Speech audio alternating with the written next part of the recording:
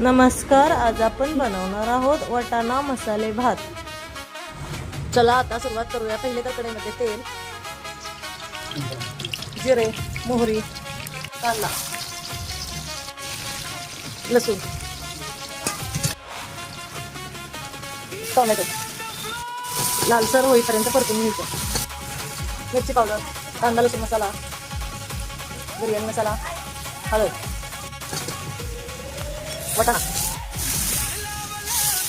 बासमती तांदूळ परतून घ्यायचं. गरम पाणी, चवीनुसार मीठ, कोथिंबीर 15 मिनिटं शिजवून घ्यायचं. तूप. चला, झाला तयार वाटाणा मसाले भात. आवडला तर लाईक करा, सबस्क्राईब करा. धन्यवाद.